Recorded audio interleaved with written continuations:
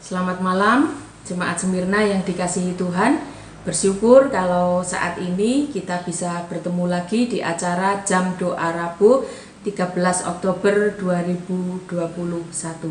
Mari kita akan menyiapkan hati, pikiran, dan jiwa kita untuk berjam doa Rabu di malam hari ini. Kita akan mengangkat satu pujian dengan nyanyian pujian Indah Saat Berdoa.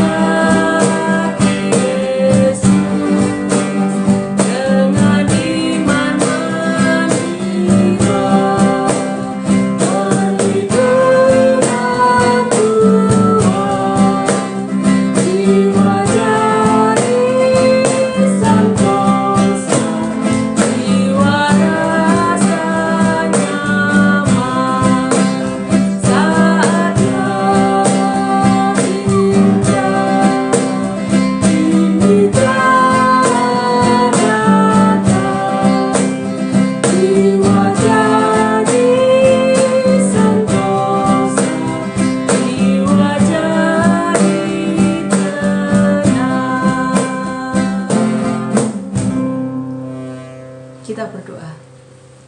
Bapa di surga, pada malam hari ini kami datang kepadamu bersyukur oleh karena Engkau sudah menolong kami, menjaga kami, memimpin kami di sepanjang hari ini. Kami bersyukur untuk penyertaan Tuhan, untuk berkat-berkat Tuhan, sukacita dan pemeliharaan Tuhan di sepanjang hari ini. Malam hari ini kami bersama dengan seluruh jemaat Smyrna, kami datang kepada Tuhan dengan kerinduan untuk bersama-sama memuji, memuliakan nama Tuhan dan mendengarkan firman Tuhan. Mari Tuhan, kiranya Engkau akan datang, hadir dan bertata di dalam hati kami semua, di dalam hati setiap jemaat Smyrna. Terima kasih Bapa di surga, semua doa dan syukur kami naikkan kepadamu di dalam nama Tuhan dan Juru Selamat kami, Yesus Kristus. Amin. Kita akan mendengarkan kebenaran firman Tuhan yang akan disampaikan oleh Pendeta Petrus. Kita akan menyiapkan dengan satu nyanyian, yaitu Satukan Kami Ya Tuhan.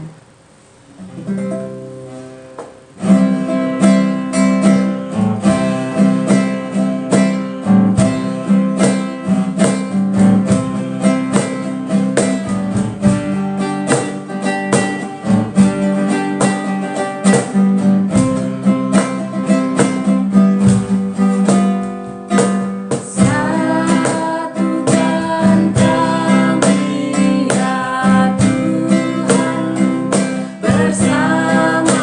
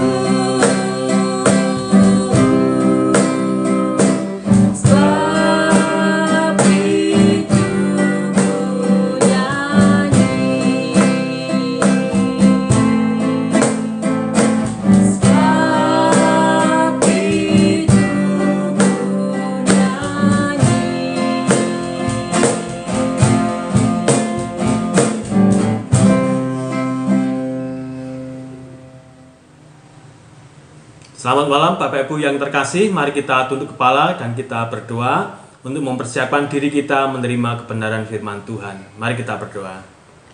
Bapa, kami bersyukur untuk malam hari ini kami bersiap diri menerima bagian dari firman-Mu. Kiranya firman-Mu akan memberkati kami sekalian dan kami dihiburkan, kami dikuatkan, dan bahkan kami diajarkan tentang kebenaran firman Tuhan.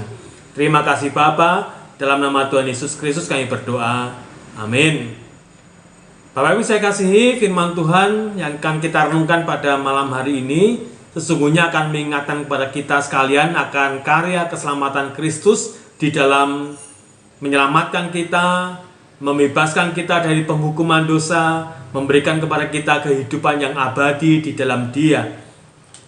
Ada satu kebenaran yang bisa kita lihat bersama-sama pada malam hari ini, bahwa ketika kita mengaku percaya kepada Dia, mengakui Dia sebagai Tuhan dan Juru Selamat kita secara pribadi, di samping kita diampuni semua dosa dan pelanggaran kita, semua dosa-dosa kita yang membawa maut, ada satu hal yang akan kita lihat bersama-sama bahwa kita disatukan di dalam Dia. Ada proses penyatuan yang Tuhan kerjakan buat kita sekalian, yaitu hanya kepada orang-orang percaya saja, yaitu kepada saya dan saudara yang mengakui Dia sebagai Tuhan dan Juru Selamatnya saja. Jadi penyatuan ini, atau dalam bahasa menterengnya adalah unification, ini adalah merupakan penyatuan yang Tuhan kerjakan kepada kita oleh karena iman kita kepada Dia. Nah, konsep penyatuan ini atau kesatuan hidup ini, di mana roh kita, roh manusia, di samping tetap secara sempurna mempertahankan kepribadian dan keunikannya, disatukan, dikerjakan, dijadikan satu dengan roh Tuhan, dengan keberadaan Allah yang dikerjakan oleh Roh Kudus. Nah, arti yang berkaitan dengan penyatuan dalam keselamatan ini sesungguhnya dinyatakan dalam kiasan-kiasan atau gambaran-gambaran supaya kita bisa memahami bagaimana kesatuan itu terjadi, bagaimana kondisi penyatuan itu, bagaimana keadaan ketika kita sudah disatukan di dalam Tuhan, seberapa besar kekuatannya, seberapa besar kedekatannya. Nah, kita akan lihat bersama-sama dalam kiasan-kiasan yang menggambarkan tentang kesatuan itu.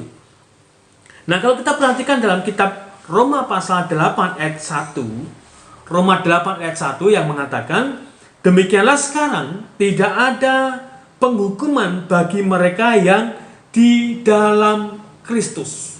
Nah, penyatuan ini sesungguhnya menguraikan kebenaran tentang kehidupan orang percaya di dalam Kristus. Artinya, hanya ada di dalam Kristus, hanya berlangsung di dalam Kristus, hanya terjadi di dalam Kristus. Nah, kita akan semuanya akan mencoba untuk memahami bersama-sama maknanya seperti apa di dalam Kristus, kedekatannya seperti apa, kondisinya seperti apa, meskipun kita tidak pernah bisa memahami dengan sempurna makna di dalam Kristus. Yang sesungguhnya Rasul Paulus dituliskan dalam bahasa aslinya itu en Christo, di dalamnya seperti apa. Nah, kita akan lihat bersama-sama kiasan-kiasan yang menggambarkan tentang kehidupan di dalam Kristus. Seperti apa gambarannya? Ketika kita percaya kepada Tuhan Yesus Kristus, maka akan ada kuasa di dalam diri orang-orang percaya, termasuk kita sekalian, di dalam Kristus, seperti tertulis di Efesus pasal 1 ayat yang ke-20. Dan kondisi ini digambarkan seperti yang pertama, persatuan antara sebuah gedung dengan fondasinya.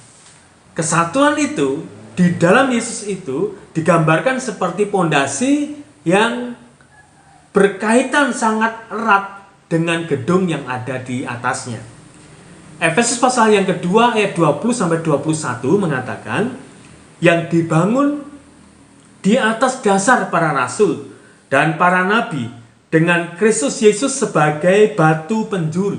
Ayat 21, di dalam Dia tumbuh seluruh bangunan rapi tersusun menjadi bait Allah yang kudus di dalam Tuhan. Seperti apa penyatuannya? Seperti apa kesatuan antara orang percaya dengan Yesus Kristus? Seperti pondasi dengan gedungnya. Pasti kita tidak akan pernah bisa melihat pondasi itu lepas dari gedungnya. Pasti tidak akan pernah bisa kita lihat pondasi dibangun sendiri dan gedung itu dibangun sendiri. Gedung itu selalu ada di atas pondasi yang sangat erat, yang sangat dekat, yang melekat, yang tidak pernah bisa dipisahkan. Dan itulah gambaran bagaimana kehidupan orang-orang percaya kita semuanya di dalam Yesus, yaitu bahwa kita sangat dekat, sangat erat, tidak pernah bisa dilepaskan hubungan itu. Karena kalau bangunan itu terlepas dari pondasinya, maka bangunan itu akan runtuh meskipun pondasinya tetap kukuh, tetap kuat. Nah, itulah gambaran bagaimana kehidupan kita orang percaya. Yang sudah percaya pada Yesus Kristus, maka ada penyatuan dengan Dia. Kita hidup di dalam Dia seperti pondasi dengan gedungnya, tidak pernah dilepaskan, tidak pernah bisa dipisahkan oleh apapun juga. Gambaran yang kedua adalah penyatuan itu seperti halnya persatuan atau kesatuan antara suami dan istri. Roma pasal yang ke-7 ayat yang kedua dikatakan di sana, sebab seorang istri terikat oleh hukum kepada suaminya selama suaminya itu hidup. Akan tetapi apabila suaminya itu mati, bebaslah ia dari hukum yang mengikatnya kepada suaminya itu. Pasti kita masih teringat akan bahan konseling kita sebelum kita menikah. Waktu kita mengikuti konseling pranikah, kita akan menerima penjelasan bahwa ketika kita sudah bersuami, ketika kita sudah beristri, maka kehidupan kita akan berbeda sebelum kita bersuami atau sebelum kita beristri. Ada ikatan, ada hukum, ada aturan, ada norma yang mengikat keduanya, sehingga mereka tidak boleh lagi hidup sendiri-sendiri. Setelah menjadi suami istri, maka mereka akan hidup bersama-sama sebagai suami dan istri. Ada keterikatan, ada kedekatan yang tidak bisa dipisahkan. Bahkan Tuhan berkata, hanya maut yang memisahkan mereka. Yang menggambarkan bahwa kesatuan itu begitu erat, begitu dekat. Bahkan tidak hanya fisiknya yang bersatu, maka akalnya, pikirannya, kehendaknya, kehidupannya, hatinya, segala sesuatunya menyatu di dalam hubungan antara suami dan istri. Dan itu dipakai sebagai kiasan, gambaran bagaimana hubungan kita dengan Kristus, yang sesungguhnya menyatu betul antara batin kita, hati kita, kehidupan kita, kehendak kita, perasaan kita, menyatu dengan Yesus yang tidak pernah ada yang bisa memisahkannya. Gambarannya begitu dekat, begitu erat, begitu lekat. Seperti lekatnya seorang suami dan istri yang sulit sekali digambarkan bagaimana pada saat kita disatukan dengan pasangan kita. Mengapa kita memilih dia, mengapa kita mencintai dia, mengapa kita memutuskan hidup bersama dengan dia. Tidak ada gambar yang tepat yang bisa mengungkapkan bagaimana kesatuan itu. Dan seperti itulah kesatuan kita orang-orang percaya dengan Kristus Tuhan kita. Dan yang ketiga adalah gambaran kesatuan antara kita dengan Tuhan kita Yesus Kristus digambarkan seperti pokok anggur dan rantingnya. Kita bisa lihat dalam kitab Yohanes pasal yang ke-15 ayat 1 dan 10 sampai 10. Bagaimana ranting itu harus menempel kepada pokoknya. Bagaimana ranting itu jika mau berbuah, jika mau bekerja, jika mau berkarya, jika mau melakukan sesuatu, jika mau menghasilkan sesuatu, maka ranting itu tidak boleh lepas dari pokoknya. Demikian juga ketika kita bisa menikmati berkat-berkat Tuhan, ketika kita bisa menikmati segala sesuatu, pertolongan Tuhan, kasih setia Tuhan, kuasa Tuhan, mujizat Tuhan, maka kita tidak pernah boleh lepas dari pokoknya. Dan kesatuan itu menjadi kesatuan yang sangat erat, sangat dekat, sangat lengket, dan sulit sekali untuk dipisahkan. Itulah kesatuan yang terjadi antara kita dengan Yesus Kristus. Maka kita akan bisa berbuah, kita akan bisa berkarya, kita bisa melayani, kita bisa mengabdi, kita bisa menikmati hal yang rohani, yang sungguh-sungguh ketika kita tetap pada pokoknya, yaitu Yesus Kristus. Apapun yang terjadi, kesulitan, masalah, pergumulan, kekecewaan tidak boleh memisahkan kita dengan Yesus Kristus Tuhan kita. Bahkan ancaman dan lain sebagainya. Itulah gambaran sekali lagi yang menggambarkan bagaimana hubungan kita dengan Kristus, kehidupan kita di dalam Dia. Gambaran yang keempat adalah persatuan antara tubuh dan anggota-anggotanya. 1 Korintus pasal 12 ayat yang ke-12 di sana dikatakan, karena sama seperti tubuh itu satu dan anggota-anggotanya banyak, dan segala anggota itu meskipun banyak merupakan satu tubuh, demikian pula Kristus. Kita satu Tuhan, kita satu Raja, kita satu Juru Selamat, bahkan satu roh, satu iman, satu baptisan di dalam Yesus Kristus. Dan digambarkan bahwa tubuh itu banyak anggota-anggotanya. Tetapi meskipun banyak anggota, tetapi itu menjadi satu tubuh. Dan itu menggambarkan bagaimana kita ini menjadi tubuh Kristus. Dan pasti Yesus adalah kepalanya. Kalau Yesus adalah kepalanya dan kita adalah bagian dari tubuhnya, maka tubuh ini tidak bisa lepas dari kepalanya. Tubuh tidak bisa dipisahkan dari kepalanya. Oleh sebab itu, kalau Yesus adalah kepala kita, maka kita tersusun rapi menjadi satu tubuh. Meskipun fungsi kita berbeda-beda, meskipun karunia kita berbeda-beda, meskipun talenta kita berbeda-beda, watak, sifat, karakter kita juga berbeda-beda, tapi kita sudah disatukan di dalam Yesus Kristus Tuhan kita. Mestinya perbedaan yang terjadi dalam kehidupan kita berjemaat bukan menjadi masalah. Beda suku, beda bangsa, beda adat istiadat, beda bahasa, beda daerah, beda wilayah, tetapi kita satu di dalam Tuhan. Sehingga tidak boleh perbedaan itu kita pakai sebagai alat untuk kita memandang muka. Perbedaan itu tidak boleh kita pakai sebagai alat untuk memecah belah. Tidak boleh.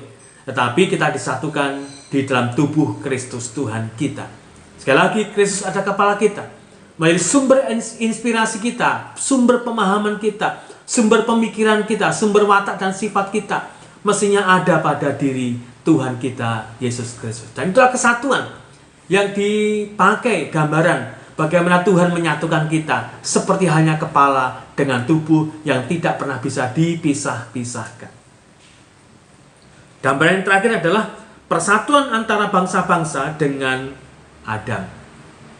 Roma pasal 5 ayat yang ke-12.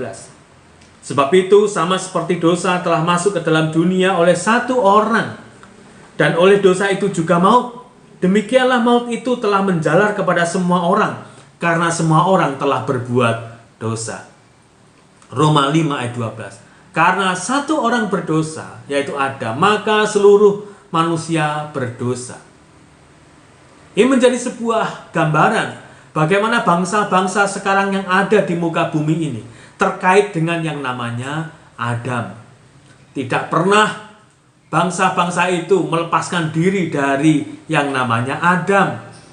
Boleh saja mereka tidak mengakuinya, boleh saja mereka menolaknya, boleh saja mereka tidak menghubungkannya antara kehidupan orang-orang dengan Adam. Tapi faktanya adalah Alkitab mengatakan bahwa kehidupan kita sekarang ini terkait dengan kehidupan Adam yang tidak pernah bisa dilepaskan. Ketika Adam jatuh ke dalam dosa, maka kita semuanya juga berdosa. Dan kesatuan itu dipakai sebagai sebuah gambaran bagaimana kita menyatu dengan Yesus Kristus seperti bangsa-bangsa menyatu dengan Adam.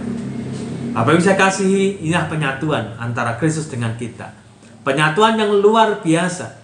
Penyatuan yang sungguh-sungguh satu. Penyatuan yang sungguh-sungguh erat. Penyatuan yang sungguh-sungguh dekat dan lekat. Yang tidak pernah bisa dilepaskan oleh apapun juga. Oleh sebab itu Bapak Ibu saya kasih, kalau kita punya kesatuan dan penyatuan yang seperti itu, mari kita hidup di dalam Dia dengan sungguh-sungguh. Sungguh-sungguh kita berbakti. Sungguh-sungguh kita mengabdi. Sungguh-sungguh kita melayani. Sungguh-sungguh kita setia. Sungguh-sungguh kita saling mengasihi. Sungguh-sungguh kita mengerjakan tugas dan kewajiban kita. Maka pastilah kita juga akan menikmati berkat Tuhan yang sungguh-sungguh terjadi dalam kehidupan kita. Kalau hari ini kita belum bersungguh-sungguh di dalam Dia, marilah kita mulai hari ini. Kita hidup bersungguh-sungguh di dalam Dia. Sehingga seluruh perilaku kita, kehidupan kita, tutur kata kita, pola pikir kita, watak dan sifat kita sungguh-sungguh mencerminkan bahwa kita adalah anak-anak Tuhan. Mari kita berdoa. Bapa, kami bersyukur untuk firman-Mu pada malam hari ini. Kiranya firman-Mu mengingatkan kami sekalian bahwa kami sudah disatukan dengan Tuhan. Sehingga apapun yang kami lakukan, melalui tutur kata kami, perbuatan kami, sifat dan watak kami, pasti mencerminkan kesatuan itu. Dan mohon ampun kalau kami ternyata tidak mencerminkan Kristus yang ada di dalam kehidupan kami. Dan biarlah mulai malam hari ini, kami hidup benar di dalam Tuhan dan membawa kemuliaan nama-Mu. Oleh karena setiap perilaku kehidupan kami membawa nama Tuhan. Kami adalah kitab yang terbuka, yang siap dibaca oleh siapapun yang berada di sekitar kami. Terima kasih Bapa. Dalam nama Tuhan Yesus Kristus, kami bersyukur dan kami berdoa. Amin. Puji Tuhan, sungguh indah dan luar biasa firman Tuhan yang telah kita dengar bersama-sama di malam hari ini. Dan pokok-pokok doa kita di malam hari ini, yang pertama, kita berdoa untuk Smyrna gereja kita. Kita terus berdoa untuk jemaat-jemaat yang saat ini sedang sakit. Kita berdoa untuk Bu Rina Aulele, Pak D. Susanto, dan juga jemaat-jemaat yang lain. Mari kita dukung mereka, kita doakan mereka supaya Tuhan menjamah dan menyembuhkan mereka. Dan kita akan berdoa juga untuk para ibu yang saat ini sedang hamil. Kita doakan Ibu Ira Kukuh, Ibu Eka Nendi, Ibu Indri Gideon. Kita doakan supaya kehamilannya mereka boleh baik dan sehat. Dan kita terus berdoa untuk kegiatan gereja kita yang dilakukan baik itu dari rumah maupun di gereja. Dan kita terus berdoa untuk proses perekaman dan juga tim editor. Kita doakan baik itu proses perekaman yang di gereja maupun yang di rumah, sehingga proses perekaman berjalan dengan baik, lancar, dan menjadi berkat untuk seluruh jemaat Smyrna. Kita berdoa juga untuk rencana kebaktian tatap muka, supaya Tuhan memberkati rencana baik ini dan kita semuanya beroleh sehat sukacita. Dan kita berdoa terus untuk jemaat Smyrna semuanya tanpa terkecuali. Kita doakan mulai dari yang balita, remaja, dewasa hingga lansia. Kita doakan setiap usahanya, pekerjaannya, dan juga anak-anak yang sedang sekolah, kuliah, semuanya diberkati, diberi kelancaran oleh Tuhan. Dan kita juga mendoakan untuk jemaat-jemaat yang saat ini sedang bergumul, apapun itu pergumulannya, kiranya Tuhan akan menyatakan yang terbaik. Yang kedua, kita akan berdoa untuk BPKN GGBI dan BPD Lampung. Kita berdoa untuk program kerja dan target-target yang akan dicapai selama periode 5 tahun ke depan. Yang kedua, kita berdoa untuk kepengurusan BPN GGBI yang baru supaya dapat bekerja dengan baik. Ketiga, kita terus berdoa untuk yayasan, lembaga, Bamusnas, dan yang lain-lainnya agar membawa kebaikan bagi umat baptis di seluruh wilayah Indonesia. Dan yang ketiga, kita juga mendukung berdoa untuk gereja-gereja baptis yang saat ini mengalami kekosongan gembala sidang. Kita doakan kiranya Tuhan akan mengirimkan para hambanya untuk bersedia ditempatkan di gereja-gereja baptis yang saat ini masih kosong.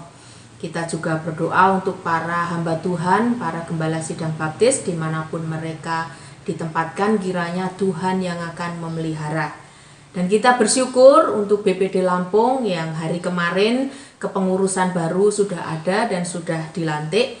Kiranya kepengurusan yang baru ini akan terus bekerja sama sehingga PPD Lampung boleh maju, bertumbuh bersama-sama, dan seluruh gereja-gereja baptis di wilayah PPD Lampung ini boleh bekerja sama dengan baik. Yang ketiga, kita berdoa untuk bangsa kita, bangsa Indonesia. Kita terus berdoa untuk pemulihan setelah masa pandemi agar ekonomi negara kita kembali bangkit. Dan kita terus mendoakan untuk vaksinasi yang saat ini masih terus digalakkan dengan gencar supaya masyarakat semakin sadar untuk mau melakukan vaksinasi sehingga imunitas secara global, secara keseluruhan bisa diperoleh di negara kita. Dan kita terus mendoakan para pemimpin negara kita supaya diberikan hikmat untuk menjalankan pemerintahan dengan baik, dengan rasa takut akan Tuhan. Dan kita juga terus berdoa untuk kondisi keamanan dan stabilitas negara kita, supaya setiap kerusuhan, setiap gerakan-gerakan pengacau keamanan dan juga itu gerakan-gerakan terorisme akan mendapatkan segera penanganan dan penanggulangan yang tepat dan cepat. Kita juga terus mendoakan supaya negara kita bisa terhindar dari ancaman bencana alam. Yang keempat, kita berdoa supaya tercipta negara kesatuan Republik Indonesia yang berdasarkan Pancasila, UUD 45 dan Bhinneka Tunggal Ika. Dan yang keempat, kita berdoa untuk pergumulan pribadi dan keluarga kita masing-masing. Jemaat Smyrna yang dikasihi Tuhan, mengundang kembali untuk jam doa Rabu di minggu depan. Mari kita berdoa.